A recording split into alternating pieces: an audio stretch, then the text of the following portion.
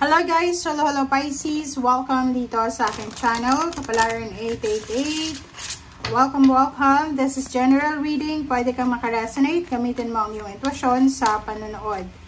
Maraming salamat doon sa mga Pisces na patuloy na sumusubaybay sa aking channel. And doon sa mga bago kong subscribers, thank you guys sa inyong lahat. Thank you sa hindi pag-skip sa aking ads. And thank you din sa pagla-like and share, pag-subscribe, and thank you sa lahat ng pag-stay nyo dito sa channel ko. Okay, Pisces. First 3 cards tayo, guys. First 3 cards, divine timing, support, and ideas, inspiration. Wow!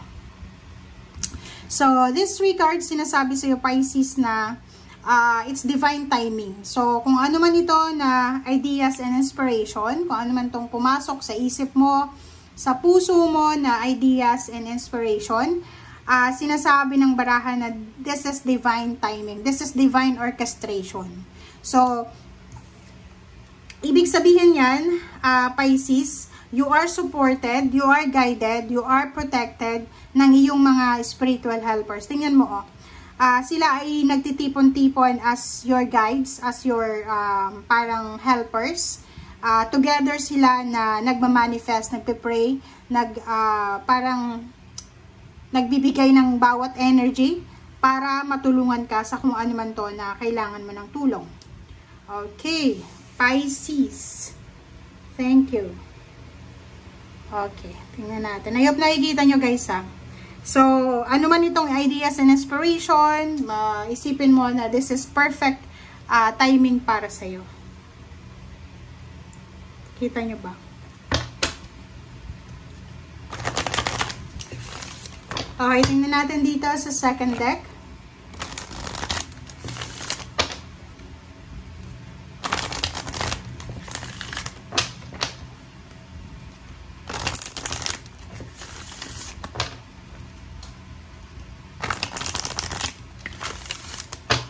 Okay.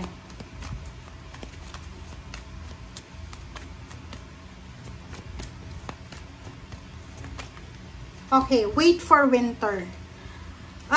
Nakikita ko sa'yo, nakikita ko sa'yo, Pisces, na meron kang plano. It's either planong pagta-travel or kung ano man tong plano mo. So, sinasabi ng barahan na kailangan mong hintayin yung colder months. Okay? Kasi sa ngayon, kung nasa lugar kang mainit, if it's summer dyan, or mainit yung lugar na yan, sinasabi na hindi pa ngayon. So, yung Fairy Queen of Winter ay tutulungan ka para ma-manifest yung mga wishes and dreams mo and intention during the cold season. So, dito sinasabi na maybe December, January, February, March, pwede kang mag-travel or gumawa ng desisyon or i-execute, isa-action yung iyong kung ano man na heart's desires. Okay, thank you.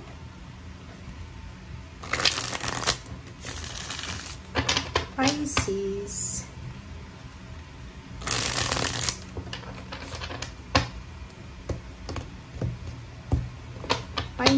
Pisces. First 2 cards tayo. Pisces, this is 2 of Wands and 6 of Cups. Ikaw ay nahaharap sa isang sitwasyon, sa isang desisyon. Yung 2 of Wands is indecision siya. Dito sa 6 of Cups, ibig sabihin, this is your past actions, past relationship, past work, or career, or business. And sinasabi ng baraha sa'yo na siguro yung 6 of Cups na to is sila yung mga tao na gustong pumasok ulit sa buhay mo or gustong bumalik sa'yo. Nasa 2 of Wands ka, sinasabi ng baraha sa'yo dito, Pisces, na kailangan mong pag-isipan.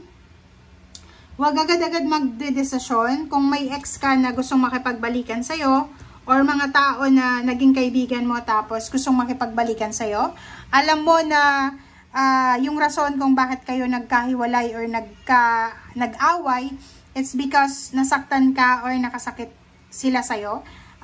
Dito sinasabi na huwag tayong magpadalos-dalos sa ating desisyon. kailangan natin na hintayin yung tamang panahon. So, maghintay ka, maybe December, January, February, March. Okay? Okay, 9 of Wands, and then 3 of Pentacles.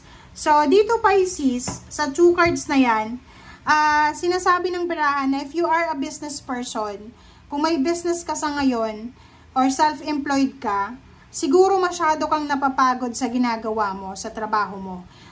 Pwedeng medyo mabagal yung progress ng iyong business, or siguro bumaba yung revenue mo sa business. So, dito nakikita ko na yung iba sa inyo Pisces, kailangan yung magpahinga.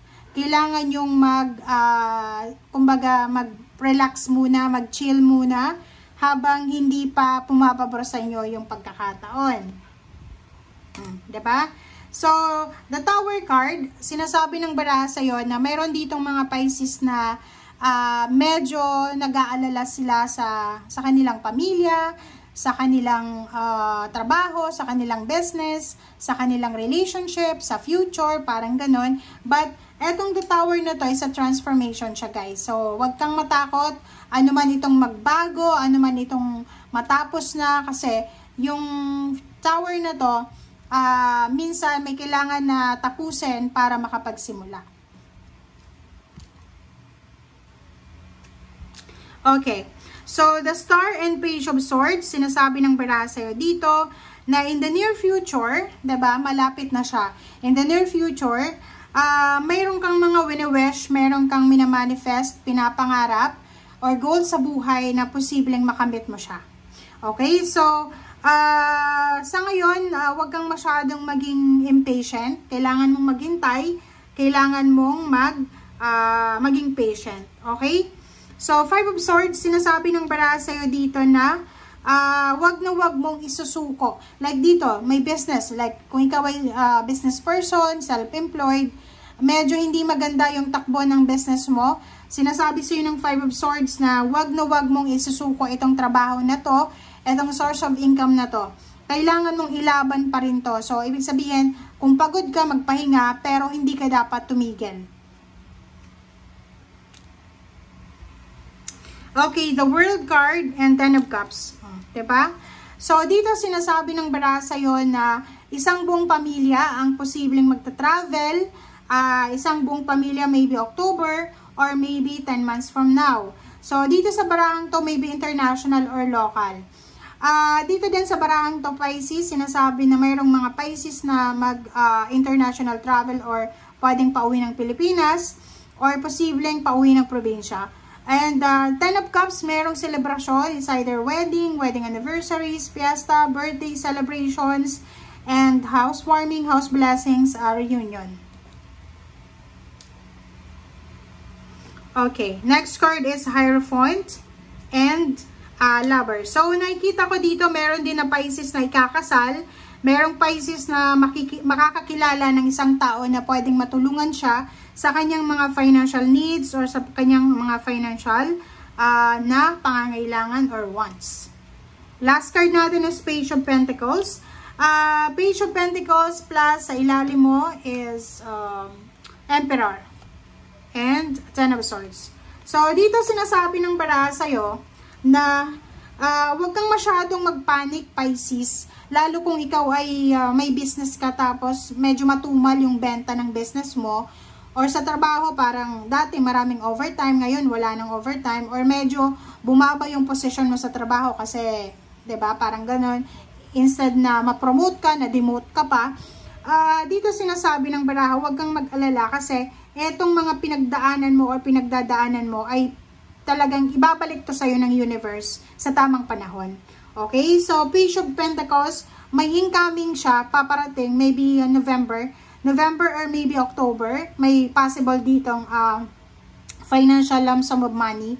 Lump sum of money, posibleng makahawa ka ng lump sum of money, may promotion, salary increase, or posibleng mayroong empowerment or pwedeng panalo sa sa loto or pwedeng panalo sa eleksyon or kung ano man tong empowerment na posibleng ibibigay sa'yo. So, just wait for it, okay? So, nakikita mo naman dito, sinasabi na you are guided, you are supported ng ating spiritual helpers and guides. So, hindi ka dapat na natatakot, nag-aalala sa kung ano man ito na pinagdadaanan mo sa ngayon. Okay? Thank you guys for watching and see you again. Bye!